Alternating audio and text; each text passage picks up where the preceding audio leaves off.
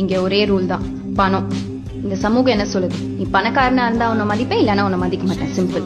நீ எங்க வேணா வேலை செய்ய, எவனை வேணா சுரண்டி தின்னு, காக்கா பொடி, அடிமேற, ஊழல் பண்ணு, லஞ்சம் வாங்க, குத்து, அடி, மிரட்டு, கொலை பண்ணு, ரேப் பண்ணு, எத்தனை பேர் வயிற்றுல வேணா மிதி, எவ்வளவு பேரை வேணா முட்டாளாக்கு, பல்லாயிரக்கணக்கான லட்சக்கணக்கான கோடிக்கணக்கான பணத்தை வேணா கொள்ளையடி, யாரும் ஒன்ன தூக்கி போட்டு மிதிக்க மாட்டாங்க.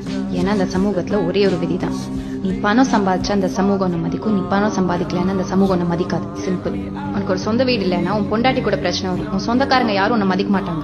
அப்பா, அம்மா, தம்பி, தங்கச்சி யார் போறதுக்கு தேவை ஒரு பெரிய மார்க்கெட். அந்த மார்க்கெட் தான் இந்தியா. இங்க நம்ம டிவியில 100 தடவை விளம்பரம் போட்டானா நீ அவன் சோப்பை வாங்கித்தான் ஆகணும், வேற வழியே கிடையாது. தினம் தினம் உழைச்சு ஆசைப்பட்டு தேவையில்லாத குப்பை எல்லாத்தையும் வாங்கி எதுக்கு வாங்கினோங்கிறதே மறந்து போய் அடுத்த நாள் காலையில மறுபடியும் எந்திரிச்சு உழைச்சு கொட்டணும். அப்பதான் உலகத்துல இருக்கிற அத்தனை பணக்காரங்களும் சந்தோஷமா இருப்பாங்க. அவங்கள சந்தோஷமா வச்சுக்கதான் கடவுள் ஒன்ன படைச்சிருக்காரு.